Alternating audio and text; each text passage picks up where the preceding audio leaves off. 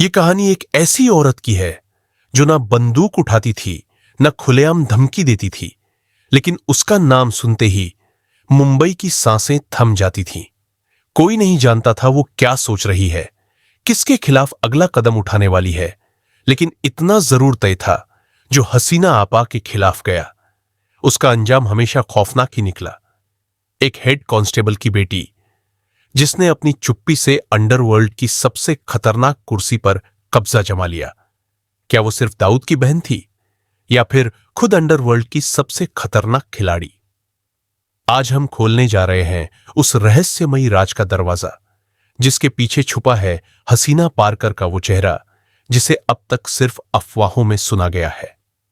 नमस्कार दोस्तों, स्वागत है आपका हमारे चैनल क्राइम स्टोरी जोन में, जहां हर हफ्ते आपको मिलेंगी सच्ची जुर्म की कहानियां, रहस्यमयी केस और अनसुलझे अपराधों की रोमांचक दास्तानें। अगर आप भी क्राइम स्टोरीज और थ्रिलर में रुचि रखते हैं तो चैनल को सब्सक्राइब जरूर करें और बेल आइकन दबाना न भूलें, ताकि कोई भी कहानी आपसे छूट न जाए। तो चलिए शुरू करते हैं आज की कहानी। मुंबई, वो शहर जहां हाजी मस्तान, करीम लाला और दाऊद जैसे नामों ने अंडरवर्ल्ड की नींव रखी। पर उसी मर्दों की दुनिया में एक और नाम धीरे धीरे उभर रहा था। एक औरत का नाम, जिसने डर, ताकत और चुप्पी को अपना हथियार बनाकर जुर्म की दुनिया में एक नई परिभाषा लिख दी। वो थी हसीना पारकर, दाऊद इब्राहिम की छोटी बहन, लेकिन खुद में एक गॉड मदर। महाराष्ट्र के रत्नागिरी जिले के एक छोटे से गांव मोमका से निकलकर हसीना ने मुंबई की क्राइम सड़कों पर ऐसा असर छोड़ा कि उसका नाम सुनते ही बड़े बड़े बिल्डर, कारोबारी और नेता तक खामोश हो जाते थे। लेकिन यह सफर अचानक शुरू नहीं हुआ।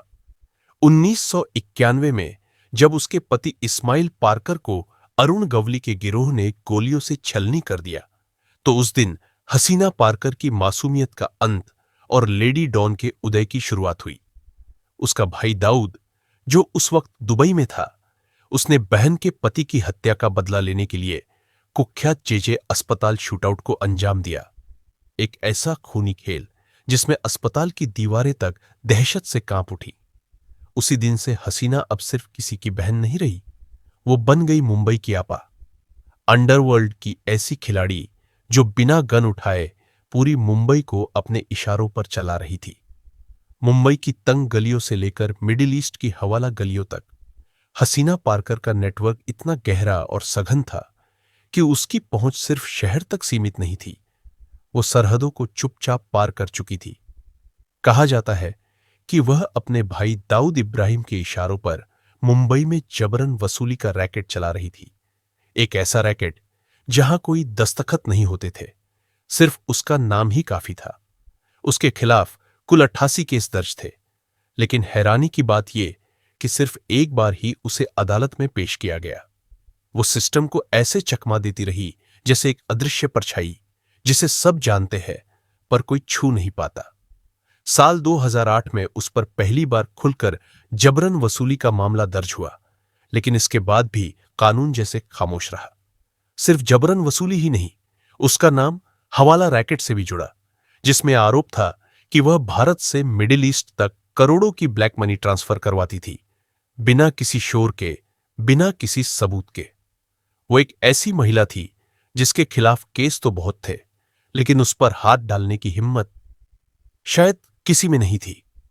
मुंबई क्राइम ब्रांच का दफ्तर, जहां आम अपराधियों की रूह तक कांप जाती है, एक दिन खुद थर्रा उठा जब वहां दाखिल हुई अंडरवर्ल्ड की गॉड मदर हसीना पारकर।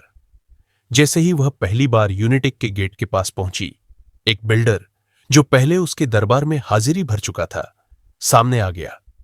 उसकी आंखें हसीना से टकराई और अगले ही पल उसकी पैंट गीली हो गई।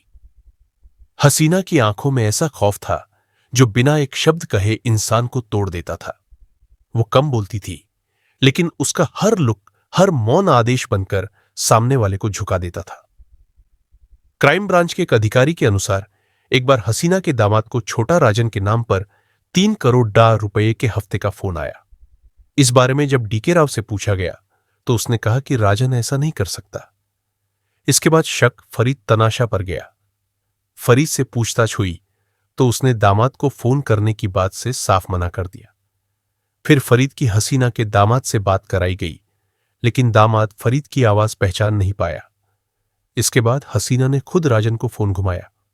राजन ने हसीना से कहा कि मेरी तुम्हारे भाई दाऊद से दुश्मनी है, तुमसे नहीं।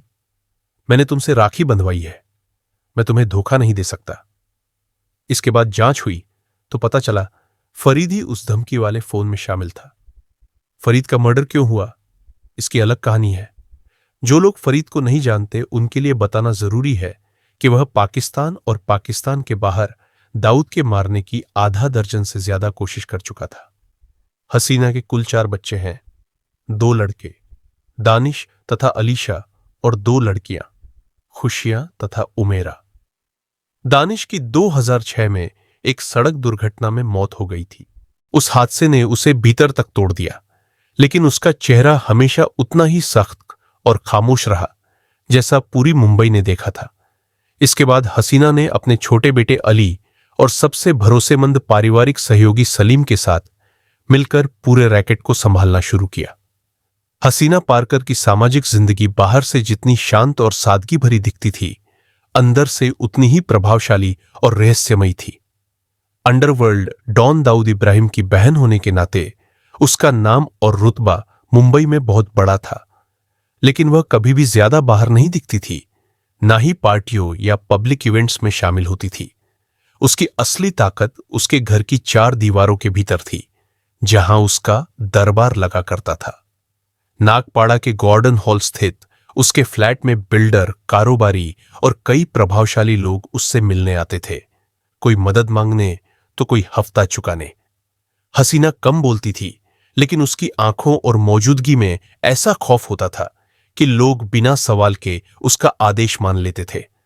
उसके इलाके के लोग उसे हसीना आपा कहकर पुकारते थे। खासकर महिलाएं अपने घरेलू या प्रॉपर्टी विवाद के हल के लिए उसके पास आती थीं।